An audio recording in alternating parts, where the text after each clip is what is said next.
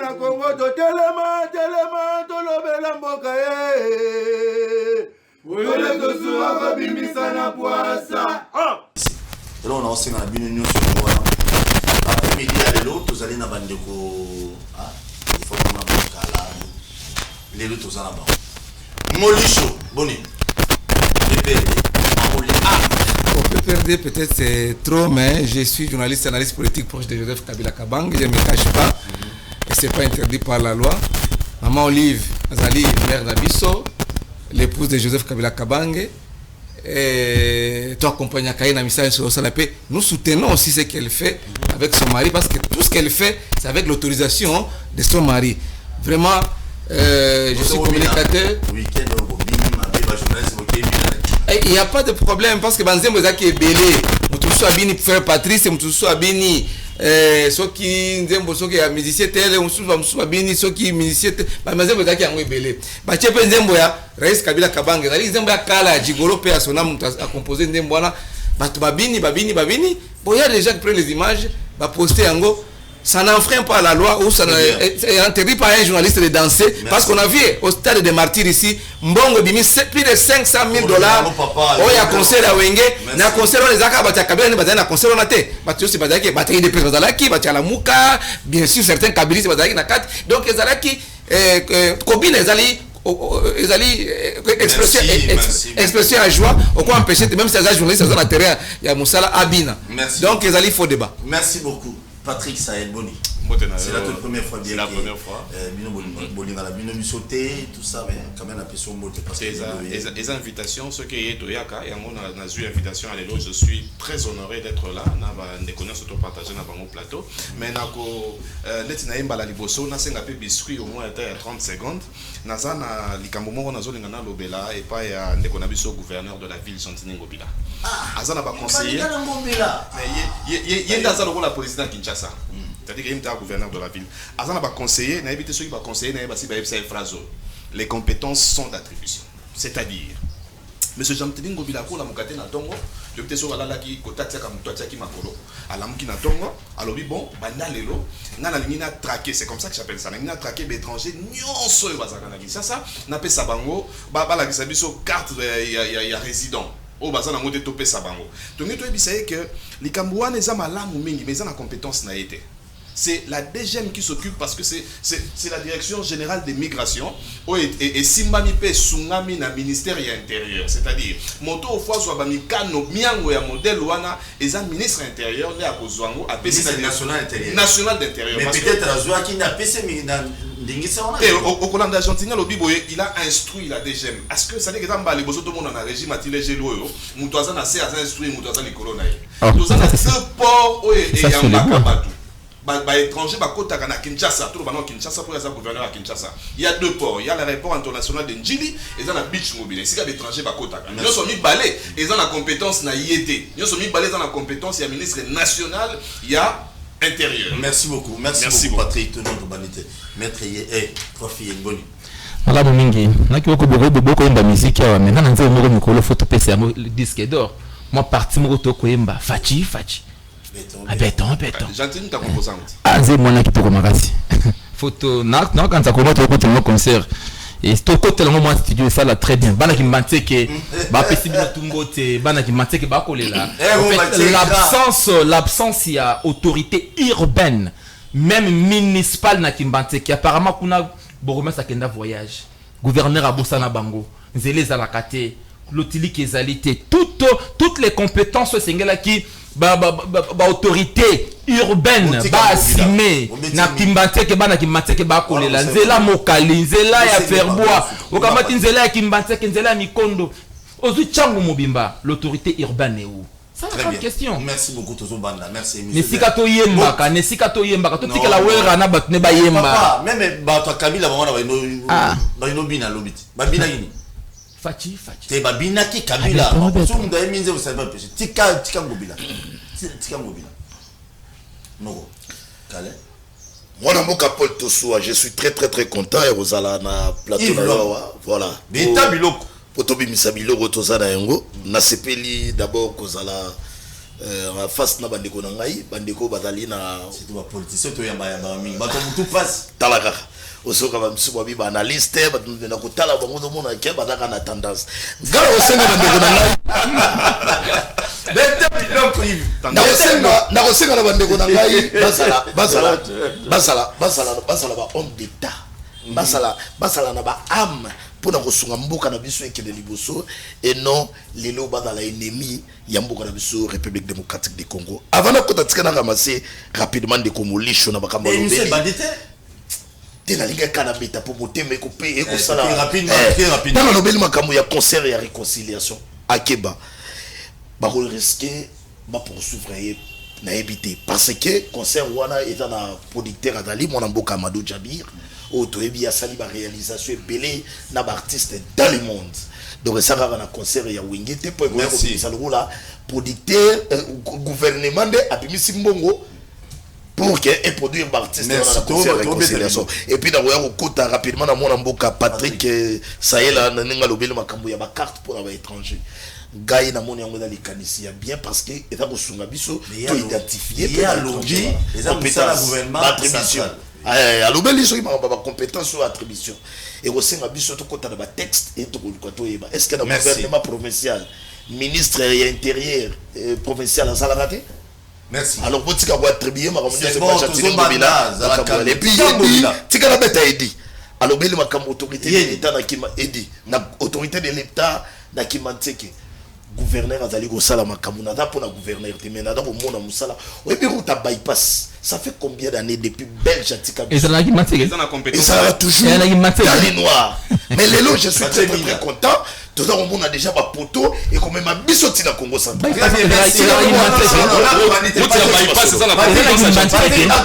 gouvernement central merci Patrick alobek bana kimanteke ba ko lela papa le bel éclairage to ke na mo malema na kimanteke do tla biso yango te la commune la plus peuplée là vous avez plus de population c'est loko même c'est ça doit laisser bypass dans les noirs Moussa Kabila laisser bypass dans les noirs Kabila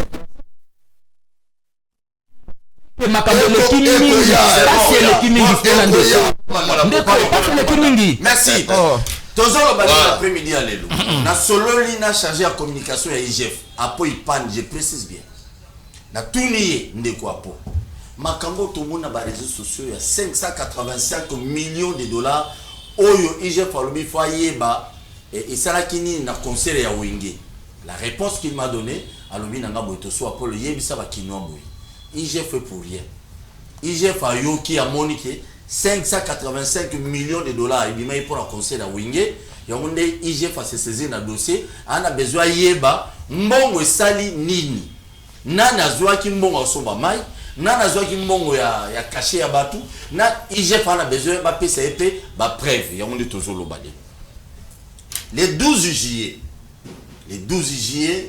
2022 na Luanda lobby et banda bandeko na biso ya ba congolais na bandeko na ba rwandais ba ovanda place moko comme mutu katikati na bango commission mixte oui tu vas expliquer dans lingala ba président angolais a ko désigner mutu moko akozana bango pour que non ba sala ba ko ba yokana pour bituma ya SSC là est-ce que loko ya mutu ekobima na commission mixte wana ya Congo Rwanda ya misatu Matata Ponyo Mapon l'ancien premier ministre ya mboka oyo bafundaki ye akindaki kosamba lelo mais procès ne ba memi yango jeudi si je ne me trompe pas kozala le 12 ou le 13 le 14 non le 14 merci jeudi oyo Matata azonga so bo salaire ya rotika la kuna est-ce que l'on mutu ya ekobima kuna pour bato belé ba olela procès 100 jours Yasuka bandako préfabriqué eza na Tanzanie balingi bateka ngo na vente publique parce que le gouvernement congolais selon Willy Mishiki le gouvernement congolais ana mako bon en fait nabi ana mako mais batindi mbongo ya kofuta ba taxe nyonso ezali kuna na port ya ba Tanzanie te na Dar es Salaam donc ce que salaire réel ba oteka ngo vente publique donc ma maison préfabriquée Boulou et Koti. Il y aura un sujet. bato na ko gérer bango bangati ndako il faut mutu UDPS na bien si Flora Kimi ta ko si bato Flora Kimi UDPS Kimi mais Congo c'est UDPS toujours le Congo total la mamuno to solo la wana. Qu'est-ce qu'il faut faire? On va dénoncer Maramou aux la ville à Kinshasa, Patrick Alobiawa, Ndekonanga, Yeni Alobi. Donc cela veut dire que non, on parle du Congo. On ne peut pas parler de quelque chose. Le rôle il y a Rwanda, il y a Ouganda, parce que nous ne sommes pas des Ougandais. On parle que de la RDC. Donc nous allons goncher, télécommande, tika on a chambre, kanga chambre, pesa vous offre la tchana poche. Pour yo quand même, malheureusement, appel aux Kozalate, hein? SMS. Mais beaucoup moulaï à ce n'est pas bien. Nazoba n'est pas Patrick. 585 millions, IGF en a besoin de clair. Pour un concert, il y a Wingé. On va bien un concert à réconciliation. On m'a dit quand même IGF a ça, bon, quelque chose que Obino Boye Bakite, mais IGF a mis ça en place publique. Mais au péto baraté à gouvernorat à ville tant que j'entendais à côté à Bimbo à côté de mon amour et baraté IGF a kenda ça l'enquête rapport et Koufa. Je me rends compte que Gentini a ça n'a pas tué belé, nous sommes ça dans le gouvernorat, nous sommes ça dans la presse. Gentini. Mais oui, que dans ton dans 585. On a si mal nous IGF. Ton côté na souka. Avant na Obama kambo 581 000 $, naza en ma possession. Na liste moko boye ba journaliste moko bazora 3500 $ par mois na IGF et pas financier à IGF. Et ça, un journaliste moko pe na kisasa awa. Yenda za mokonzi ba journaliste bazora 3500 par mois na IGF et pas à Lingeti, yazora 20 000. Yazora 20 000 par mois. C'est-à-dire qu'il faut trouver parce que cours au compte ça dans mon il faut amégano nous paie ko inspection PA, ba mégano nous paie ko auditer à Lingeti on a IGF to ba mbongo ebele ya pe sa bato wana, apé sa bato mbongo ka kwa. Est-ce que journaliste bazora j'ai des audios. J'ai des documents. Quand la mine était dans la presse, je vais dévoiler l'IGF et Gentini Ngobila devant la presse. Tout ça, la conférence de presse quand la mine était. Au fond, on a que le régime a tiré les genoux dans la Congo. Bon, tout ça, on a calculé. Tout ça, on a IGF raison. 1 milliard de francs congolais et Bimaki. C'est-à-dire près de 581 000 $. Wenge, à l'obiso qui a sali concerne 5 000 francs congolais, bah tout va côté. À côté ça 40%, il y a recette ouana. Na basi basoda na FARDC. To beta no calcul muke 5000 fois basi na bana toton c'est la tasse stade wana ça qui 80 000 places. Mon stade ça 80 000 places fois 5000 80 000 personnes fois 5000 ce qui to longoli 80 ou 40%. Ça peut nous emmener dans les 85 000 $. To arrondir na 90 000 $. Oui. C'est-à-dire recette il y a concert il y a Wenge. Oyo Wenge a 40% pesi na FARDC na basi na ba militaire, ça fait 90 000 $. Mais gouvernement oyo alinga la population a bimisi 581 000 $ a pesi na concert o ba ozo c'est na basoda kaka 90 000 $. Pour nani ntape ça ke mo malamo na basoda. Est-ce que bato pena ba yé pour pas soutenir soda armée na biso? Baza na posa basoda vraiment ba bunda. Basoda depuis 4 ans. Baza doté bazara na tenité, bazara na botinité, na etikali ka to mo na soda ko mo so mo masasi na plaza. Non, ça c'est toi qui l'as dit. Hein. Etikali. Etikali tout le monde. Je ne suis pas sûr. Non, voilà, je ne suis pas sûr. Je suis dans la réflexion faite à haute voix. C'est-à-dire que régime Oyo, bah y est vraiment que Seigneur République na ndenge moko, mais conseil Oyo, tout le monde a Amadou. Yé moko na ba na wenge na Paris. Abandi makamuna yé moko. Ni gouvernement kota qui peut bimisa 1 milliard de francs congolais et puis ba bimisa ngo pourquoi? Tolandi Patrick Mouyaya, naba na wenge, na ministre na biso ya culture et pas ambassadeur à France. Tant où est la senga bango que non gouvernement boso la bopesa so stade de France. Ça dit que mbongo wana 1 milliard de est-ce que ba expliquer biso ka ibima ki po et ça la musala nini parce que la retransmission Mouyaya a dit devant l'ambassadeur ya France devant bana wenge na ministre de la culture que la RTNC est une charge ya retransmettre en direct les deux concerts ya wenge ya ngope salamaki.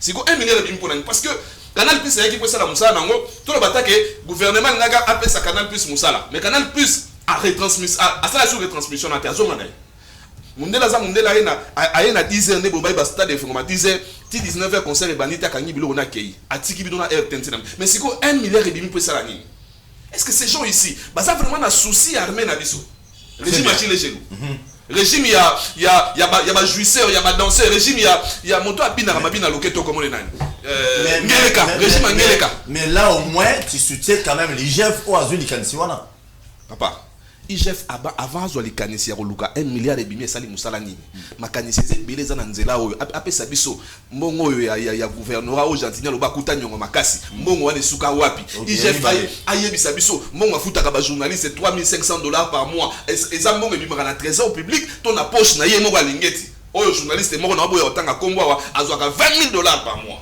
Lui, IGF a comme populiste. Comment ça? Lui, il travaille dans le populisme. C'est-à-dire que les Kamomoro, n'est-ce conseil à venir, ça m'a cassé Mikolo, Nabima, Bachanga Mwaka. Tosi to Chayoka. Tozo, c'est la paix régime moyen kende. Pour to Chayoka, il y a bien. Parce que ce to Kani sur le régime moyen. Ce to Mimi dossier est pas procureur. À combien ta tour, après, va laver. Attends, va payer 50 ans. À comment aller à quitter. C'est-à-dire que Tozo, c'est le régime moyen kende. Merci, Patrick. Régime moyen kende. Molichou, $581,000. IGF au moins a décidé que non, aïeba traçabilité dans c'est intéressant. Là, il faut féliciter quand même l'IGF. À Linguet, je te soutiens. Moi, j'ai toujours dit que l'IGF a facilité tâche était un président de la République. Tu as les bossés, il faut pas comme collaborateur, chef d'État ou comme service. Il y a à Linguet, il va changer dans ton sous-sous. Ma camarade l'a bien. Pourquoi j'ai dit ça? IGF, ou soit, à jouer G, il y a bateau, il va dans le pouvoir, ou soit il y a IDPS, parti IDPS, parce que selon certaines précisions, ça veut dire à membre IDPS. C'est son choix. Il est libre d'adhérer au parti politique de son choix. Oui, il est libre. Comme il oppose un journaliste, mais en même temps, si vous avez soutenir Kabila dans ma non, moi j'accompagne vraiment et je soutiens ce qu'ils font. Merci. Alors, avant meeting Yangobidana. Non, sortie officielle, ça peut être un meeting, sortie officielle est partie en Gobila ACP. Le 28. Le 28, c'était le 28 mai. Mais. 28 mai. Dans le stade de Martyrs. Mbonge Bungi, dans le ministère provincial de la Finance, dans l'hôtel de ville à Kinshasa. $500,000. Tout le monde y parquait, tout le monde y jetait. Tout le monde y contre un gouvernement. Tu as parqué, na division urbaine sur la finance on a ba ça la banquette ba buka ki na ndenge ya ciment ils vont sauter ba côté ba buki ba limisi bon on a la compte té et là on a banque et vendre qui on a des c'est comme information OK l'état biloko ko ça ba kongomanité et après ce qui est bungi pour besoin d'enquête ba ça nini ce qui est bungi na bureau ba buka ki ciment et bungi na caisse ba coffre fort mbongo bungi ba to ba yango ba ça nini en tant que banqueteur en tant que IGF ou en tant que parquet bien non tout le monde qui va dossier oh il y a surveillant deuxième dossier il y a surveillant et année passée n'a fait comme il n'a fait les lois qui va supprimer l'année prochaine année 2021 ba surveillant mbongo ya kufuta bango tout le monde qui IGF ba bengié na ministre Tony Mwaba et pas devant Kabuya ba yisi ba tia na C poeko pesa eza bien te devant mokonzi ya mboka eza ba tia IDPS ne ba komona ba mal vu ceux qui dossier na bimi libanda mais bimi que déjà libanda mbongo wana 16 millions tomoni IGF kaka ça dit que aza tomoni dossier oyo ya conseil à Wenge o la muki ndeko na ngai Yves Lwamba lobio producteur za Jabi. Mais le gouvernement a mis ça gouvernement a mis ça d'abord sur le plan éthique la gestion a mis ça en qualité de qui et le co un producteur nango bazalobi que non ezali payant c'est pas un concert gratuit oh gouvernement ko ba que non te na sungi bana Congo ba se plata moi un jour même si guerre za na este ba se plana Kinshasa balingaka wenge mingi na foot na bango na petit $500,000 581 ou c'est plus de $585,000 oh gouvernement a payé pour bakino balingi wenge mingi ba se pela non c'était payant oh il y a contre la concert au fiti ticket na yo 5,000 francs congolais au côté na stade balobeki 40% yaba recette de okende na ba soda na biso mais na éviter ceux qui mbon wana et comment essayer comme pas soda ou bien baza ko réunir yango ba ça na comptabilité ba recette ba ça qui jour wana le 30 juin mais ba publicité quand même non papa to bona ki ba église yawa jour ya volcan beaucoup le volcan ça na makina est na Kivu éruption volcanique ya Nyiragongo ba église ba sali cotisation ba nani ba ki opesa ba konzi mais mbongo ne koma yikuna te bato bandi okufa na EPKM école primaire KM oyo ya territoire na Gongo ba déplacer un volcan bazokufa ti lelo. Est-ce que il faut qu'on rappelle bato mbongo wana basali bakuza ba église wana et comment ki kuna ipa ya ba sinistré ou ba victime ya volcan. Non, tu veux dire théâtralisation ya pouvoir oyote. Tolingi yango pété. Non, vraiment chef de l'État il faut attendre bien banani bazana ye. Banani bazo c'est vérité banani bazo flatter parce que tout le monde bato musu ba yemba ki faci béton devant roi des Belges. Obina bien. Hein? Aza kobina roi kuto afanya azo se kaza komituna. Donc vraiment nous sommes tombés trop bas dans ce pays. Et les lots de sous mais par contre, je précise, tala IGF nenga osala batu ya o baza proche ya pouvoir te. C'est-à-dire ne bazo traquer batu. Donc la banane. Donc la matata ponyo. Matata ponyo baza ko traquer ti lelo arrêt ya cour constitutionnelle. Et bimia babi non.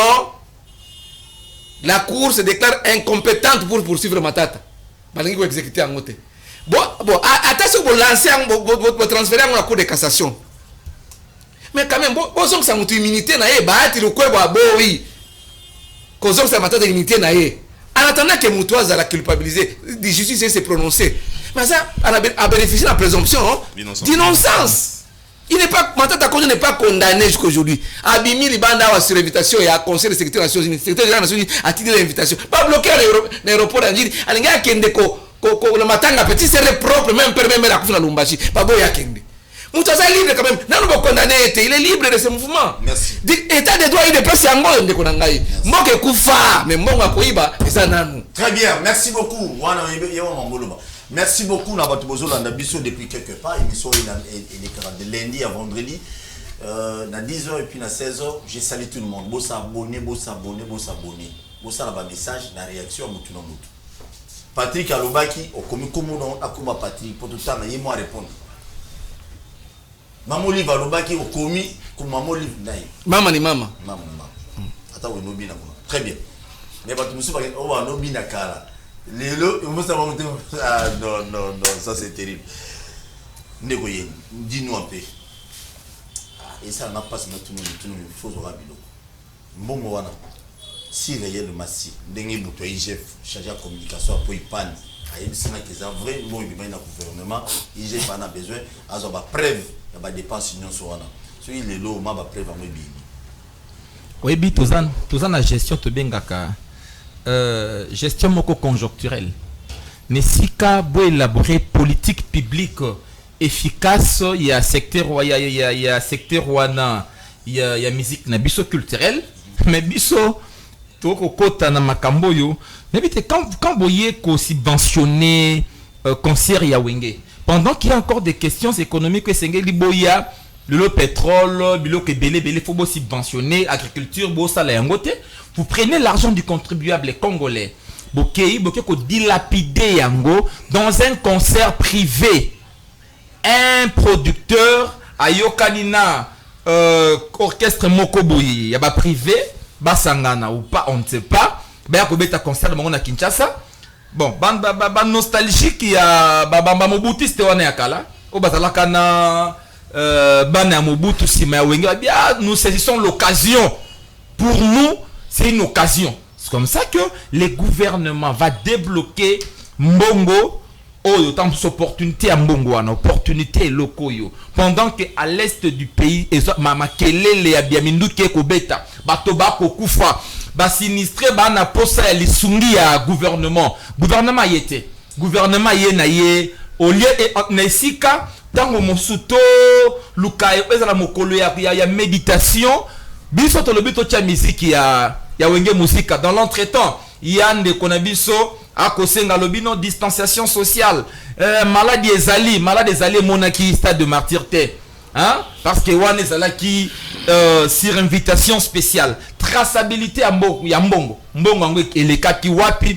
bebe sabiso sala ki ndenge nini IGF à rendre toto senga peli kambuya moi redevabilité wana parce que c'est une institution publique bebe sabiso mbongo ekendaki ndenge nini enjeu ya eloko yo Nebi kezala qui une manière parce que la diplomatie paix agissante échoue hein, et produit pratiquement les lots la kisi biso ba facette na nyo soit inefficacité tango tomoni lolenge nini bande kona oni na bato lokola ba Russie na ba Chine ba décider contre la RDC ndeta muzaki ko saisir moi et lamba wana pona kobika tobi boye bande koyo ça nous ramène un peu na inefficacité action à gouvernement pour ne pas parler en fait j'aime un peu maloba yandeko Santini entre Santini batomi balé na ndeko na biso Jean-François Bayard André Santini a lobby ces imbéciles qui nous gouvernent mais ce que tali ba hypothèse na ye o yazali kopesa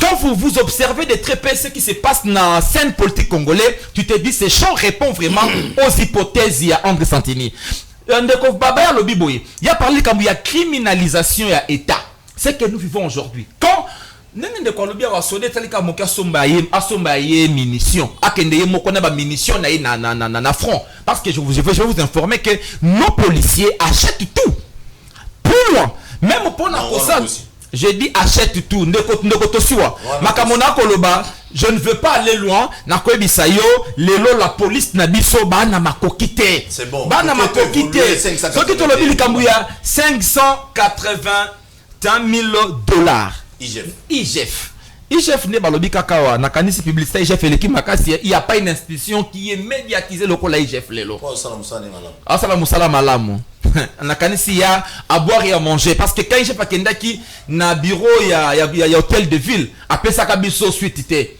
hein IGF vous savez na la qui rhétorique moko inax na c'est là qui n'est ngote ya ndeko mokambi ya IGF alobi boy ndeko bakanga kiwana moninga nanga ya classe vous sentez des réclalobi naki na moyen ti akotia loboko na rapport ya ben inspecteur j'ai compris que ceux qui azana moyen atiaka loboko hein c'était pour nous dire que ceux qui makoke zali na modifier kananga me wana et échappa kingai merci IGF banda IGF ngo bandi mais tant que benga IGF akosala mosala mais quelles sont maintenant les répercussions? Il y a action, il y a IGF et pas il y a population.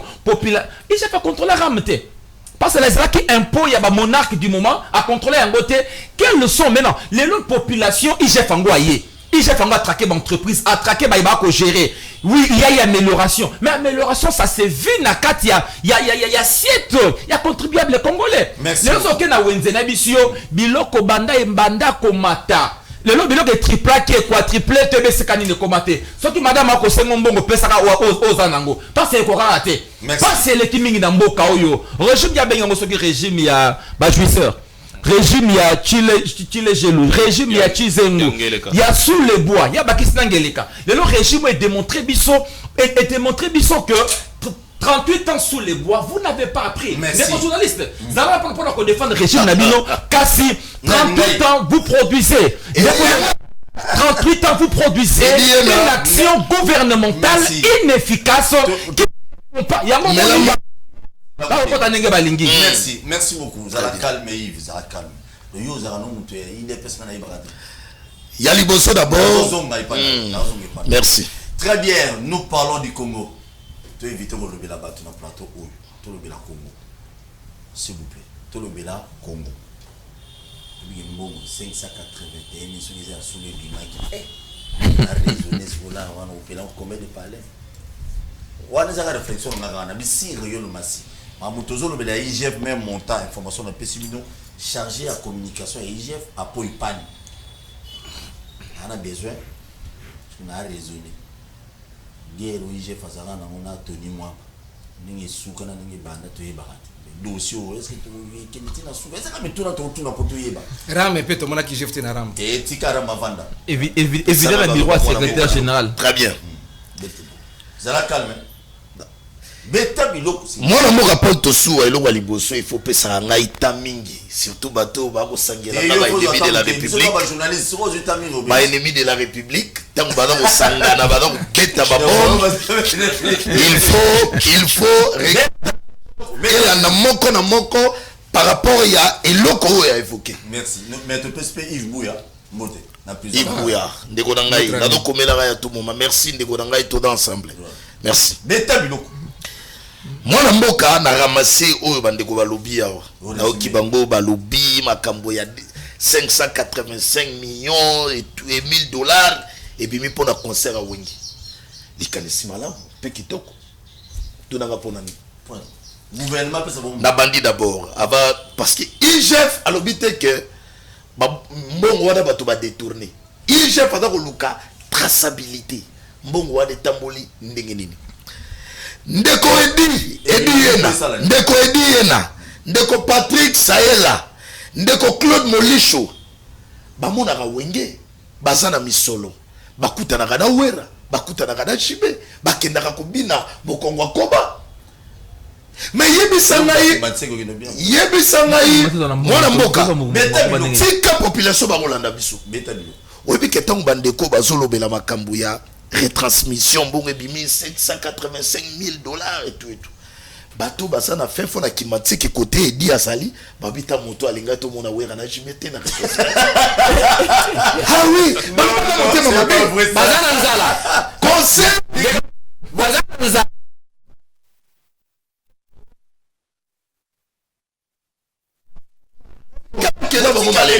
modele nzala eza mikolo oyo nazwi stilo na ngai na papier mpo na kobeta calcul mwana mokala na ngai bien stade de martyr ekotaka 80 000 places quelque chose comme ça concert awenge nazwi kaka minimum ya prix ya suka ezalaki 5 000 francs donc le rôle à 2,5 $. 2,5 $ fois 80 000 ezopesa biso 200 000 $.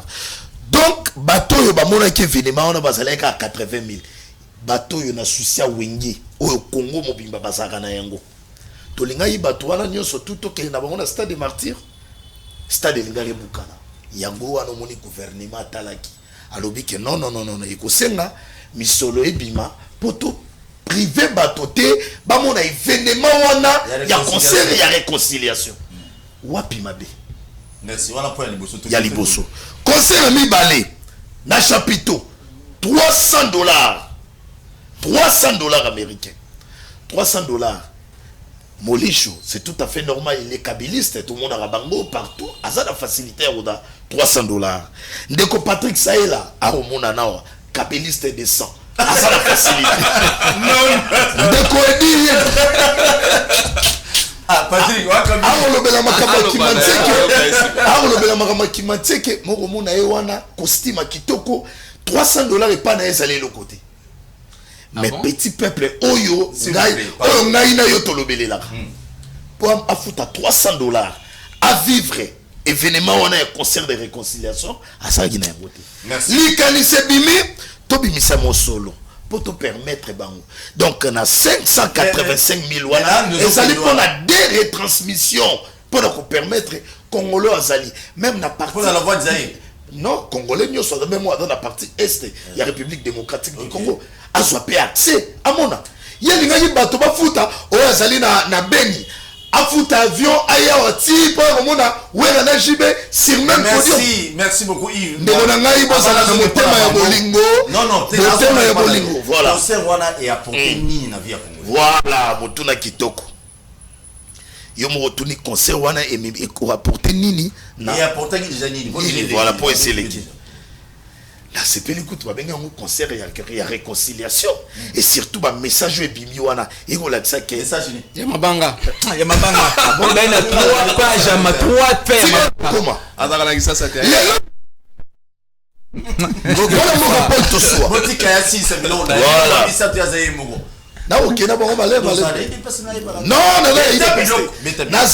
nazali naître mais tozali ko soutenir ba autorité ngai nazali na acte d'état. Tout à fait. Quand on me le ce makambo yotambola mais yema zemongo yema benze mongo ce qui makambo yotambola si ça maman voilà donc makambo yotambola ndenge nini zela na molusha si ça chité voilà téléphone atuni makambo yotambola bien ndenge nini lelo ekuta to beta 504 IGF ano rese banina tango ya Félix IGF o bona mboka molisha ngo lobake il faut balongola jila lingete wana nyoso pona nini parce que batu na bango bakomi kolandela bango. Matata Ponyo par exemple parce qu'il a évoqué en gros. Matata Ponyo a construit une université kolekana ba université à l'état. C'est pas interdit. Azume solo wapi. Oh. Azume solo wapi.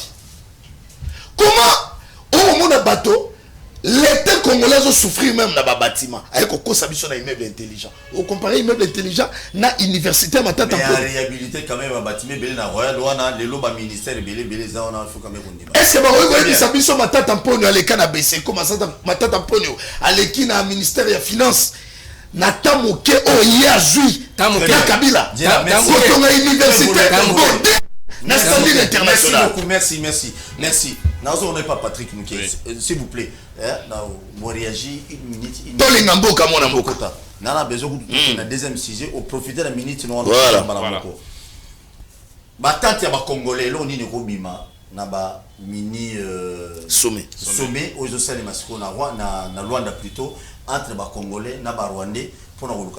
Est-ce que l'on va monter au Bimakuna? Nazoya na mini sommet, Nazoya Sandegonanga Yves Namon nous a bien sous-traité. Donc, Koto Gentilné a sous-traité, Koto on a évité le gouvernement. Ah, regarde ça, on a $3,500. Qu'est-ce que tu veux dire? Bolimamboka. C'est la monnaie comme on a. Bolimamboka. Ok, continue. Alobi, Babimisi $585 000 pour un souci à la population. C'est dans l'action que le régime y a-t-il les jaloux, ils avaient un souci à la population. Entreprise qui a créé na Congo, my God de rêve, bobo mango bino pour associer la population. Donc ça dit que tant boyé, bozumo la population, ba biso ba kufi. Na piqué qui va pango. Ba AVC. Na entreprise bino ba toti les jaloux bo créer. Muta créer ngo azaka na présidence wana pembeni ya ndeko na biso. Entreprise qui a moko bo créer ya mwana. Pour la na pété. Tant bo silisi ko zo mongo la population. Bolobi ko kigate. Bolandi su ko ezala na ba poche na biso na ram.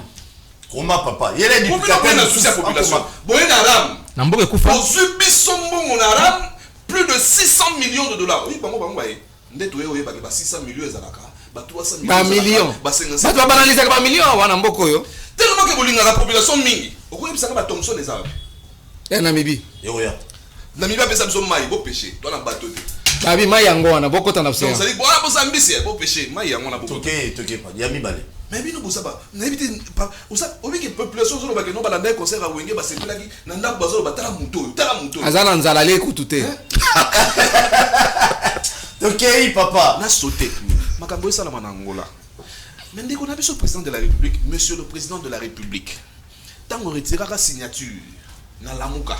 Oui, ça a biso oyo qui base. Mais depuis makambo e bandi, ozo kate que base et lobito ça la biso guerre. Tellement que le président a dit que chaque sortie n'a $2 500 000 et bimaga. Dans chaque voyage à président de la République. Chaque voyage vaut $2 500 000. C'est-à-dire que le président a baigné na Botswana pour na makambo Angola à Keinaï.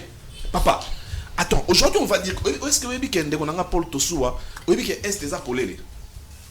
Vous avez dit tour de contrôle ya Goma. Hein? A metaka juste 5 km. Ba avion nyonso o elekaka likolo na est. Ce que comme mo panzi wana bazwaka relais na tour de contrôle ya Uganda, Rwanda na Burundi. Ba avion nyonso elekaka na et survoler à côté kuna. Mais avec tout ce qui se passe ici, est-ce que vous êtes sûr que parce que Paul Kagame wana zo bundisa biso na sima ba américain na ba belge, qui est Paul Kagame? Paul Kagame avant comme président na Rwanda, Paul Kagame aza rebelle rwandais mais na kati ya Uganda. Si ma Yuri Museveni a eu Paul Kagame a tindie na États-Unis d'Amérique à que ça la classe y a renseignement.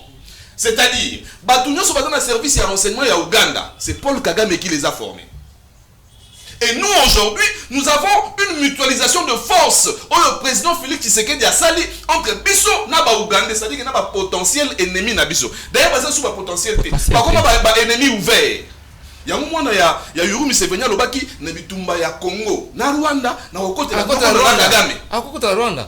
Est-ce que Fachi a koke ne sous makamona? Si déjà la première rencontre entre Yena Kagame et ses soldats sans communiqué officiel, c'est-à-dire Bayokanité, il va encore faire quoi là-bas?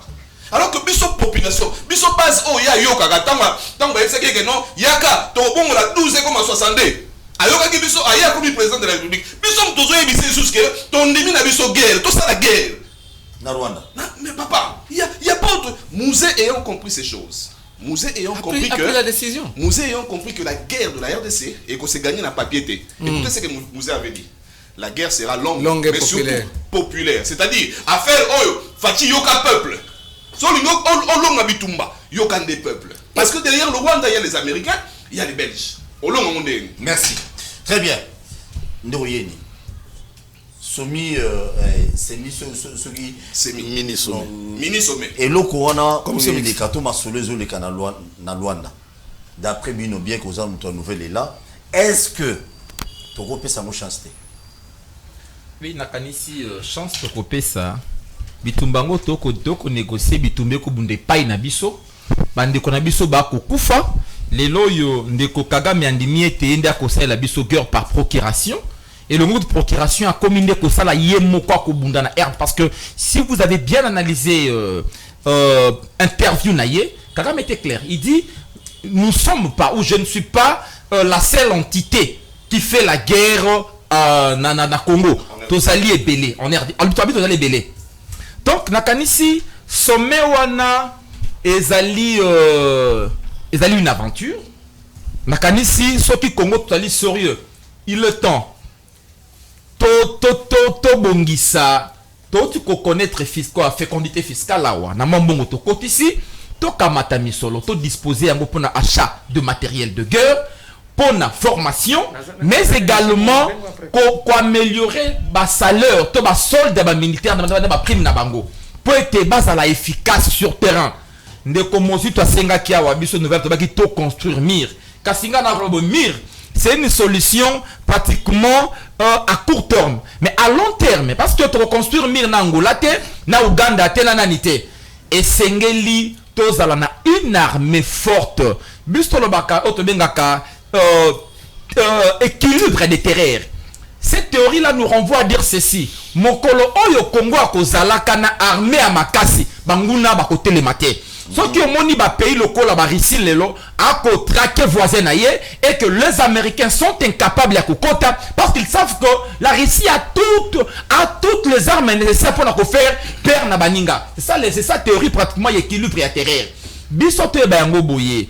Tozali un État qui a des ressources stratégiques, des ressources de quoi inouï na mabele na biso. Ça nous ramène à Otobengaka na kelasi.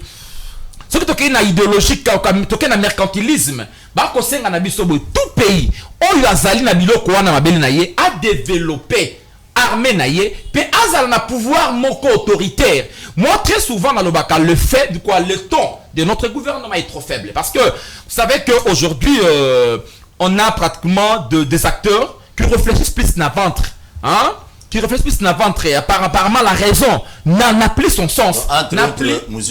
J'ai dit on a des acteurs, une élite qui réfléchissent plus na ventre. Pourquoi? Parce que quand les besoins vitaux de la population n'a nous bossi ici en côté. Voilà pourquoi comme on a pour parler de journalisme politique et autres. On devient des sous-traitants. Sous-traitants pourquoi? Ceux qui montent dans la quête, il y a servi. Dans nos vies, ma réponse était il y a oya kolia. Ndako naye, lobby naye. Ces messieurs-là réfléchis par le ventre. Attends, on appelle sa solution. Na mituna ne amitié. Yango to koloba boye. Na maima koleka nangola. Hein? Ndeko lobby awa likambo ya base. To kaka base pona kozongela tozwa nomination na biso. To kelaka base. Kasi tango makambo ya malamu ekosenga le peuple devient électeur azali dépouiller na souveraineté na ye et pas na biso le peuple ne peuple que ce qui élection ezali ce qui élection sili ba question boni mituna boni le kia o esengela ki tozongele pa ya peuple to kozonge pa na yete biso pa na biso ezali ce qui kaka toke na Luanda.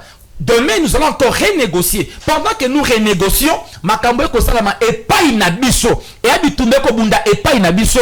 Ngana kanisi boye. Ndeko alobaki likambo na répondre moke. Alobi, il y a ce que nous appelons l'échelle, hein? L'échelle de priorité. Ba besoin d'aller à l'échelle na yango.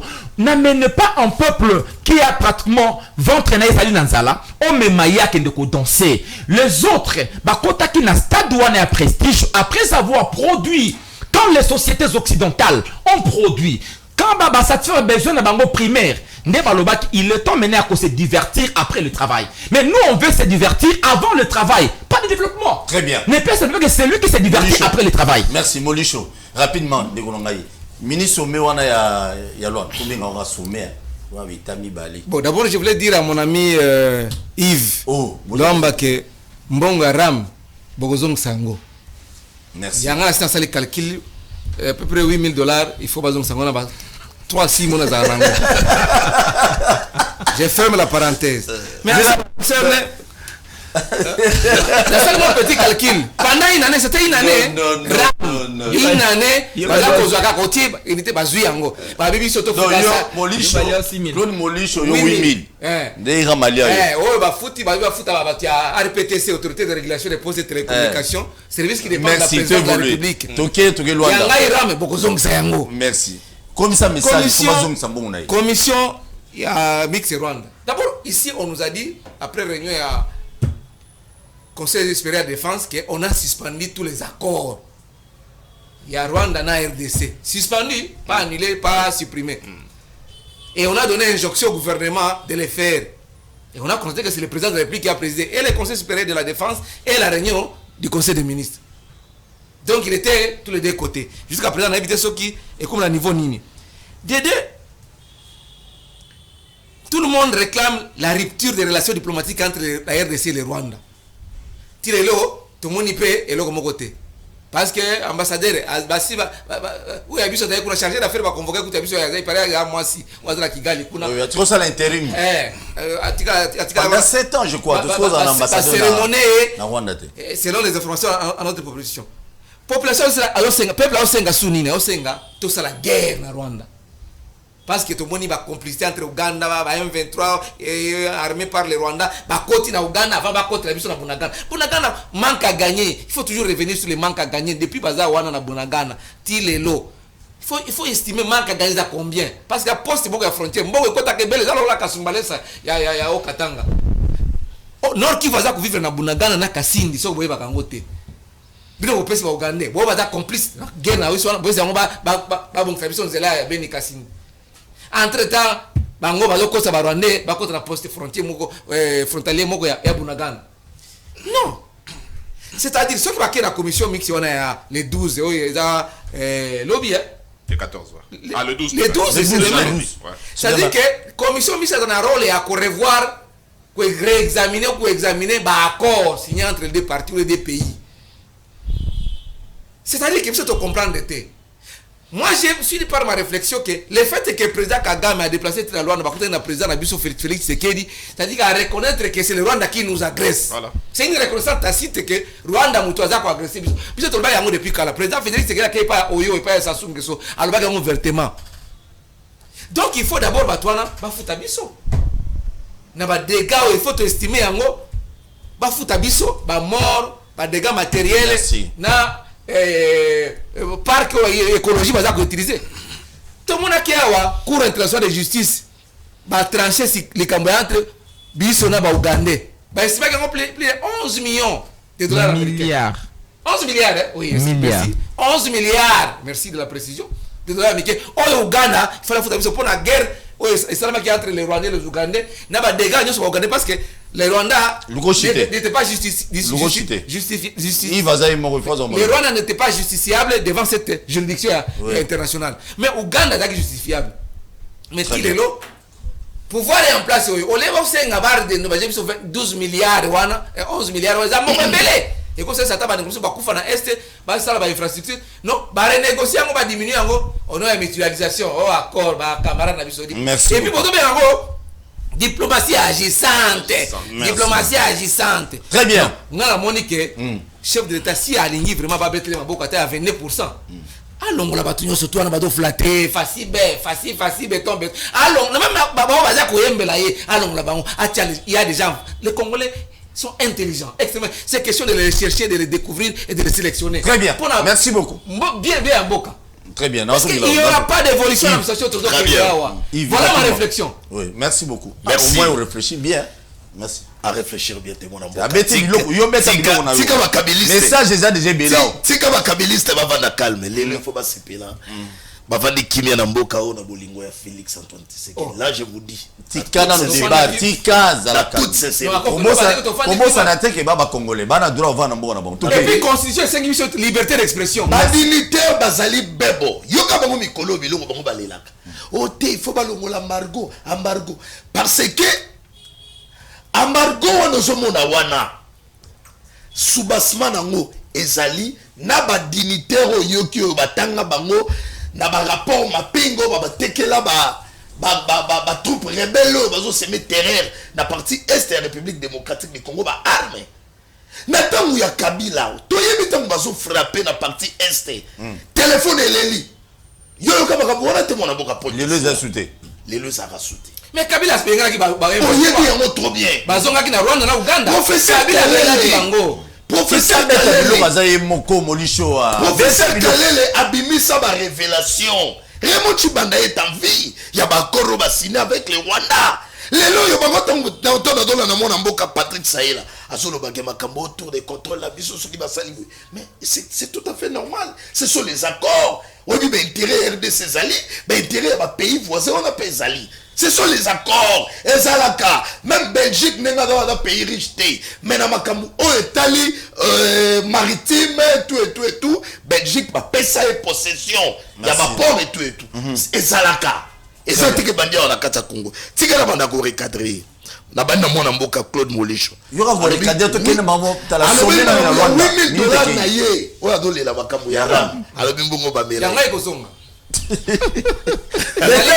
Meta biloko. Les états de droite. Les loyo sera bêti ma solo à $8,000. Yango to mona bango ba lingi toujours makambo ya intérêt privé. Intérêt particulier. Est-ce que tali makambo ya gratuité enseignement au bana boni bazalaka dalari lelo bana wana bazongeli chemin de l'école à cause ya régime au non s'il vous plaît avec quelle formation Yaram avec quelle formation na tunika mutuna bon gratuité nous avons commencé d'abord avec la gratuité il y en a pas performance écosalema pour que ma réforme il y a bien seulement pour que tu puisses enseignement de qualité. N'accueillez pas nani mwanamboka nani mwanamboka Edieni voilà alors belaki makambo ya ça m'a échappé un peu je crois qu'il y a aux autres tikana songa na makambo ya sommet ya Luanda oui yenda lobelaki yango mais lelo yo bana mboka oyo nazo ebate bazana miso me bako mona te mwanamboka est-ce que ezo senga to pesa bango mai basokola miso to ndenge nini Kagame aujourd'hui a sali combien d'interviews concernant problèmes liés à ma sécurité dans la partie est de la République démocratique du Congo. Or, à l'époque, il y a Kabila. Kagame aussi le temps. Les gens qui ont Kagame, Facha Telemi Bolotali Kagame. Kagame comme il a motoba sopeli mai. Regarde, je vous dis. Non, boutique Mamounae, papa. Tala figure ya Kagame. Au moment où quelqu'un, Oyo, moralement, a ça abattu. Je vous dis, aujourd'hui à l'époque des Fachi, même à niveau des Nations Unies, même à niveau des États-Unis, kuna, bakomi ko pointer du doigt na Kagame. Kagame, vous êtes derrière les M23. Mais Bino Boleki, si 18 ans, avez-vous déjà eu une déclaration? Il y a Sénat américain, Basala contre Kagame. Et aujourd'hui, les Américains, les Belges, les Français, même les Russes, Russie, mais embargo, voilà. Question embargo aujourd'hui, les soi-disant amis de la RDC, voilà, laissez-moi vous répondre. Embargo, bango basoye bati. Embargo, République démocratique du Congo aujourd'hui, on a allégé notre embargo. Donc, on consomme à Mondoki. Ça a été allégé depuis 2008. Ma arme légère. Il faut voir les. Mais à l'époque de Kabila, on avait l'embargo Oyo. Todaki, presque, je crois qu'il y a un embargo. Merci, non, t'as le message. 8e en Afrique pendant le contexte de l'embargo. Pardon, Nico. Kabila a remonté en haut. L'embargo, mais Kabila a monté. Merci, Patrick a combien belé. A remonté jusqu'au 8e en Afrique. Nous avons eu l'allègement depuis 2008. Merci. Voilà tout. Quand on a un dispositif, il y a. Autant actuellement, c'est depuis 2008, avant qu'on soit Minduki, beaucoup de dispositifs et autorisations. Merci beaucoup. Donc c'est pas de la nouveauté. Merci, Nathan, le message. Mais je vous promets que Fachi va faire la guerre. Donc le RAM a financé la carte de l'enseignement. Merci. Il y aura un message. Patrick Yoka. La carte de l'enseignement. Yoka Bilok, message. ndeko mo nande ko lo bela makambo ya my god. Merci papa. My god. Entreprise comme Je vais vous répondre. Mozelananu, merci beaucoup. Avançons. Très bien. Merci. Il y aura un message à l'impossible. Kabila Moudatikam. Paul Tosoua, s'il te plaît, dans la Nibino, la télé, Yebisa Nekowana, il y a union sacrée. Que l'État na biso, Ezama B, biso na ministère de la formation professionnelle, 5 ans et paiement. Ni prime, ni salaire. Mbongo yango, Eza Wab. En ministre, Abi, bon, Eza Gindoki. La ministère mignon. Alors, commis formation professionnelle. Donc, l'époque de Kabila, va foutre à barater. Mais on va y aller, warrior, va y aller, quoi, il y a un bon, ça bon cité. Papa, si on commis message, tu n'as pas comme on a. Tu as un message à fantôme, Kagama comme message. Bon, comment m'appelle mon cousin. C'est bien, bon, comment il a eu, voilà. Alors, oui, papa, Paul, bonsoir. Makamundeko Yves Azoloba, net Yemoko, Azo Yebati, Azo Yebayangote. Concert ya Wenge. Et apporter ni na vie ya ba congolais na tuna ki nga o répondre l'autre yoka ba tuna mutuna ko kimate pour la concert et sengaki gouvernement a contribué yango est-ce que sengaki gouvernement contribué a tuna pe mutuna yo muto ko répondre pendant que producteur azalaki ba bossa na te kaka wingi musique te ba kabwana e bongo quartier la terre ko felo bongo OK jazz abi et bon ok jazz et belé kasi bango pe ba bebisa bango concert en fait ba Kofi on la bongo et bien bongo Kofi ambiono Kofi aya ba no ok jazz ba ze belé na biso ba kabona et sobe pe ba kabona théâtre zaiko pe yo abilo ba tuna très bien OK IDPS kabona IDPS orchestre bon mais na sali pe et les gars ngo toke beta 30 secondes très bien ministre information professionnelle ndeko pati na monga fula ndeko oza kolanda biso ministre ya ndeko pati très bien dans la respect na makasi au lobby 5 ans donc molimo wana banda na tango ya Kabila mais tu côté la molimo wana 5 ans tikasilisa là il faut être clair beta biloko yi molimo wana e banda na tango ya Kabila zaki mabebi na bobongisa oh lelo to to ça la tango fachi beto so la continuité et puis biso de retour c'est pela na régime oyo bato pesa accès na bato ba dénoncer et solution ekomona merci beaucoup très bien merci beaucoup concert à Wenge oui rapidement to matata pour nous là nini atune ko memanini ndeko na ngai to dans la chaîne de télévision na boy service commercial ba ya kolanda ngai soki boyebi mbongo oyo ba Coca-Cola ba Vodacom ba tiaka na bakambo etali marketing bokoloba te concert oyo ba bengi yango concert ya réconciliation message ezali réconciliation il y a un individu ya groupe ya ba musicien ya Wenge réconciliation entre nous les Congolais na yo de Komolicho merci Passez message. Non. Merci. Non. Merci beaucoup. Merci. Yves. À travers la musique. Merci. Thématique. Amadou Djabel a initié. Bien dans producteur. Mais les gars, profitez aussi. Merci. La réconciliation est salami. Yango pe tomoni photo ya Bahati na Gisèle Mpela. Non. Terrain wana te bala ba mike. Pardon, Patrick bala ba mike. Bala na ba mike. Matata pe na bande pa na yo. Sorry mboka kufa Bolicho. OK, Patrick. Merci. OK. Réconciliation nationale passe par la musique. On a passé le message. Merci. À travers ces conseils. C'est un conseil événement. Merci. Patrick, toke. Patrick, beta biloko. Est-ce que oyebi ke avant na kota dossier matata? Oyebi ke bakangi batu ya M23 na mandoki esalama na Chine. Tutuni Chine mais yo ndenge ni ozotekela M23 mandoki Chine lobi. M23 te na tekela nde Rwanda. Est-ce que oyebi ke na 2013 M23 atika mandoki asenga kuta comme parti politique na mboko yo? Mais est-ce que yo yebi ke on est passé la partie politique non comme parti politique. Est-ce que oyebi le sous ndeko nanga Yves ke entre 2018 na 2020 Willy ya M23 zaki na ça. Il paraît que ça là qui 14 mois. asala awa 14 mois batamboli ba Congo bake kananga na Katanga bake partout kota bisika bakofanda tangu promessimicine esimbité azongi na ye Nini? promessimicine Promessimicine. Qui c'est la promesse? des promesses qui ne se réalisent pas. Parce quelle promesse? promesse tokei papa musika beta biloko tokende papa azongi azumandoki on dit ceci monsieur Félix Tshisekedi devait échouer partout sauf la justice. Alors que ndenge tozo kende boy to monique ne sika penza catastrophe ezo sala ça dit que politique a eu droit à vendre les droits nyefuli ngoti a kati ba papier à droit obi ba juriste nyonso boza ya kokufa. Ah wa toti ko ta la procès il y a 100 jours ba foutela ba $300,000 na retransmission à RTN7. Et ce qui n'a combien? Et ce qui n'a ba to nyonso baza acquitté sauf juge ya. Siko komi na matata ko banga na yote.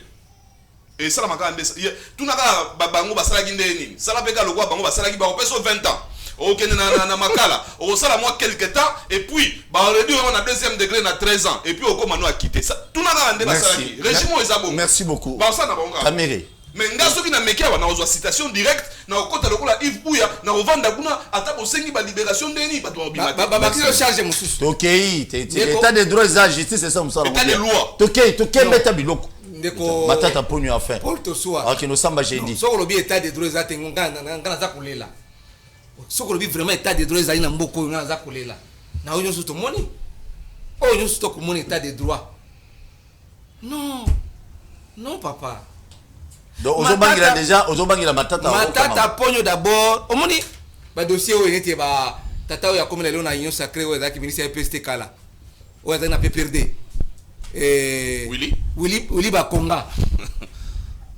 bakanga ki pour na makambo ya gratuité te pour mbongo ya gratuité ko bakanga dossier mususu mais do procès oyo ya gratuité oyo balobi bakokanga pour mbongo ebungaki e bana mukolo nini et ça ma peso te asa kotana nini asa zongi parlement asa zongi non asi akenda balavaye na union sacrée.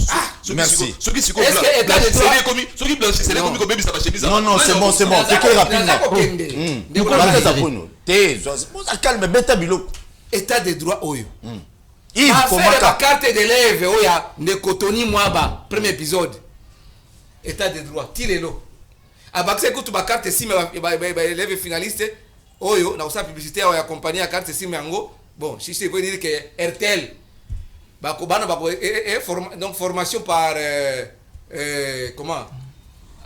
formation à distance. Il faut voir ma carte SIM, on va télécharger ma cours.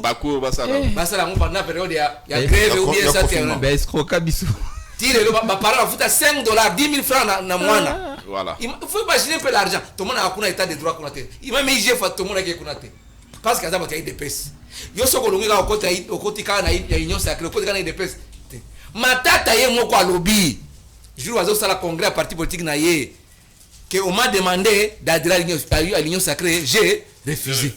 On m'a demandé de renoncer à ma candidature à la présidente de la République j'ai refusé. Voilà ce qui m'arrive. Mais à quoi affronter la justice. Il y a vous gagner l'élection. Non, sois calme. Je vous dis qu'on gagne. Acharnement sur ma tata Pogno. Un Congolais parmi les meilleurs premiers ministres de Mokoyo. Oh, a Tiebile, Transco, Congo Airways, bâtiment intelligent. Biso, toi, la des moutons. Il faut autant de des moutons, vous allez Kunkio Batier. Vous allez quoi des moutons? Non, il y a donc Kunkio Batier, Sika, Joseph Kabila Kabange, a Bongisa Kinzela. C'est ça, l'eau. Sabiso banzela oyo botongi bona sabiso ba avion bosombi pourquoi ekomi miko pour voyager na ngiri rame bakse belé na bonga ma kofi pour contre la carte avion wapi wifi adam pour la carte avion wifi na unique na ça na pas oui non c'est dans la cité cité papa cité oui wifi batela biso na université. Exact.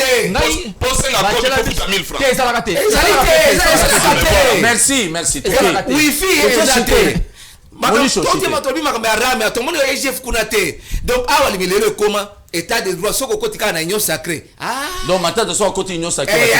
Merci. Mais matata côté union sacrée. Yeni tokei papa. Ba congolais ba yebi ke matata akokota union sacrée. Merci akota. Makambo oyo ya matata mponyo ezali ko ramener ngai na politisation outrancière ya justice na biso.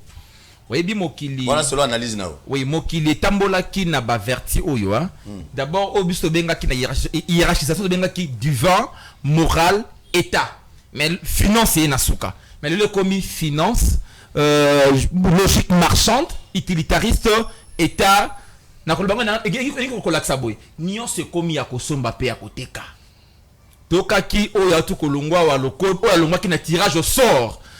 Antidémocratique oh basala qui tirage au sort viser moto balongo lié parce que bakos bango baza ko avancer ba hypothèse que il est pas là qui il semblerait l'un azwa ki moi oyaye. Donc ça nous ramène à nyonso comme ya côté kanamboko soki olingi osomba justice kende na marché ba bengaka union sacrée le kolandeko o tangi kombwa ancien ministre ya EPSP a compris que le marché moi c'est pas IDP ça qui la économie accueilli à Bazali est mon côté pour les anciens kabilistes qui ont compris que Bazali va cause la matraquer lobby va dans le marché soit côté na marché le marché va te à côté que la yo état de droit au combattant soit que il est loyo ndekwa lobby awa le makambo ya matamponyo oui mboka esi ekufa kaselo ya koyiba izali to koyiba ram tokoiba eloko koyiba ezali mboka ekufa et puis mbongo pe akomisa ezali ezana chaque omoni ndeko lobi awa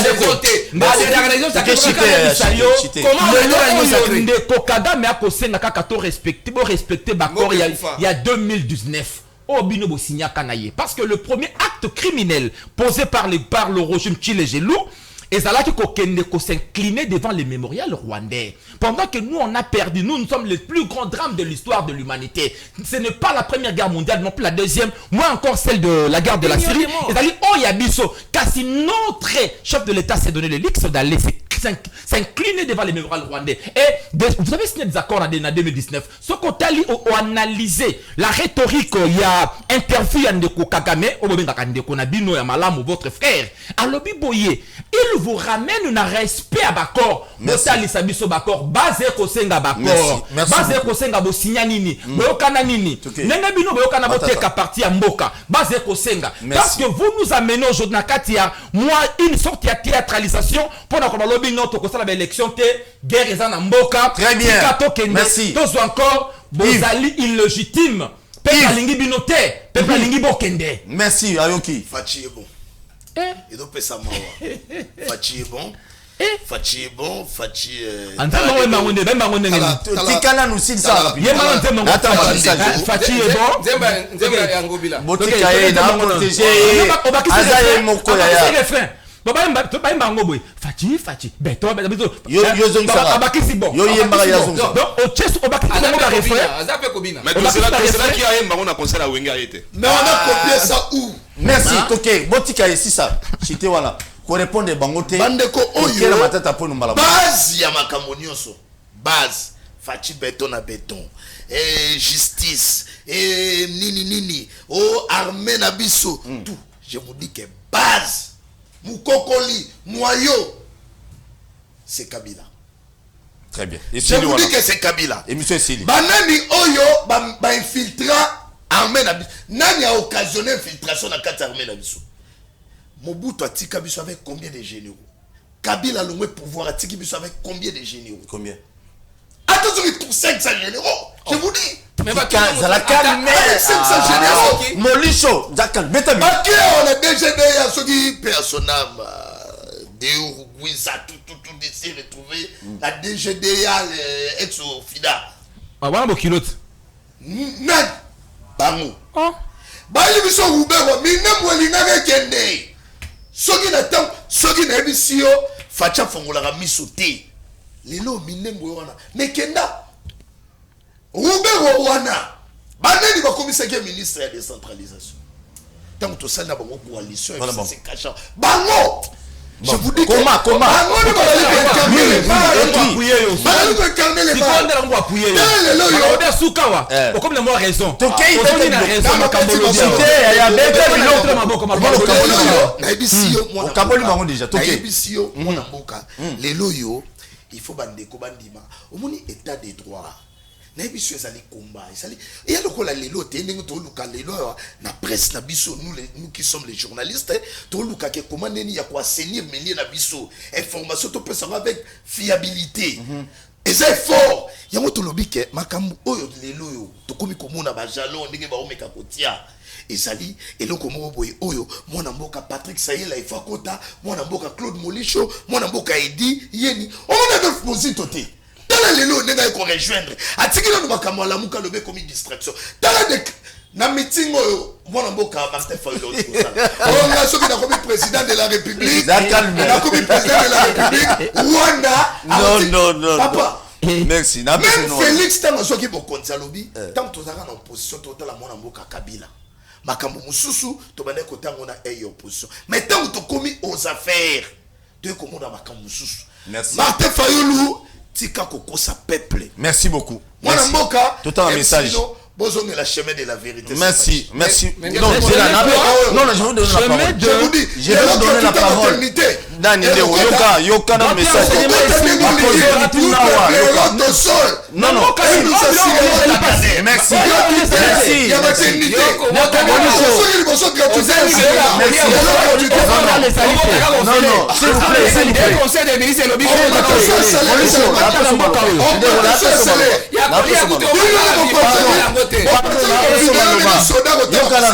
aura question question vanda calme yoka question tu comprends le papa Paul naza clair na ba message na ngai est-ce que ndenge bango bazalaki séparé bazalaki kokutana te ou encore bazalaki kosolola te distraction papa Paul donc wana ye o cha ba kombo bo bango cha comprendre bonjour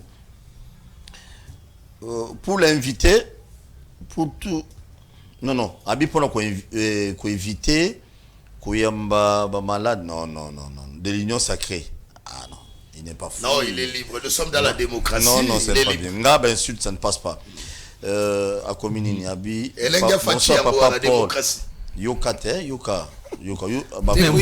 papa Paul yebisa Yves état de droit exacté ces gens depuis Ngaliema vous avez logo papa sur notre téléphone on va ça la VC papa Paul yebisa batu ya PPRD batika 18 ans basala nini et monsieur Sili directeur ya cabinet boss abonné massivement boss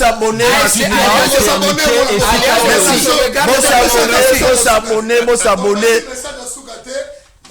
s'il vous plaît na sengi na bandeko na walo mama politique tika la somela makambo ngai o biso tozali na ko signaler que to sali association oyo do benga mala kombo ya ici c'est Tchangu mwana mboka Day Miller o azali mwana mboka botami na Tchangu akei poto na âge ya 8 ans lelo par rapport à expertise na ye état expert comptable lelo oyo asali fondation na ye ici c'est Tchangu ici c'est Tchangu atongi na école et pas Tchangu na gratuité attends on tape la vision à mon boka et puis ba microfinance c'est au salaire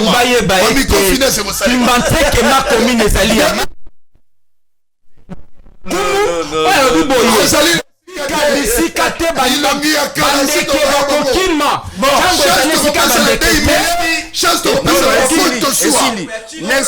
merci beaucoup prochainement bon s'abonner massivement la chaîne Abisso YouTube Bakina Balobi TV merci Molisho pesa ma livre moté hein yo pe pesa muzito moté on pesa population moté pour la population peuple oh okimi kabila pesa ta mobila ngobila na pesa mobila moté to gagner temps ndeko nangaye rapidement 30 secondes Molisho na pesa mama Olive Mbote parce que ça va être vrai à caractère social et bien ko sunga mo mais il faut déjà maman Olive merci ne mo somi mukoko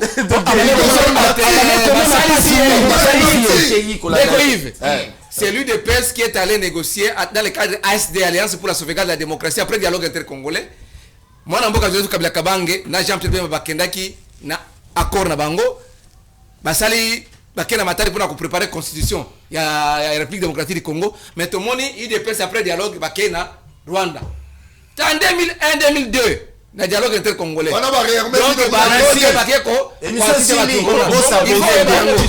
yo déjà pensé communiquer na olobaki biso 30 secondes zela nanu ye muzitu communiquer toke rapide napesi mbote mingi na le visionnaire de la nation, le politicien savant, l'homme charismatique et c'est kazali na poto ndeko na biso, le président Nabiso Adolphe Moussoufou Moupa pe na pesi mbote na secrétaire général Blanchard Mongoma na Lubumbashi ska kolanda ngai na pesi mbote na bana ya Changu tozana na biso de ba coordonnateur na yango bana ya Changu sika bozali bozwa mbote boyoki lolenge nini bandeko ya Chile gelu tokobenga na bango na 2023 bakota te parce que ba produire eloko moko te malobalanga suka en 30 secondes nazo lobela kaka par rapport il y a conférence de presse autozo bongisa kala mingité on vous donnera les dates oyo parce que nous avons les documents, nous avons beaucoup de preuves. Vous allez nous inviter aussi. Je vous invite. Et puis nous reprenons Sabino Balokassa. Parce que on va parler de Ngobila et de Jules Alingeti avec preuve à la preuve. Merci. On va vous accompagner. Ici, c'est Chango, merci beaucoup. Merci. Non. Moutounios au Tumba, Ngobila Botikai. Asa Moussane calmement. Merci. Et monsieur Sili. Na Congo to telema tolobela mboka ye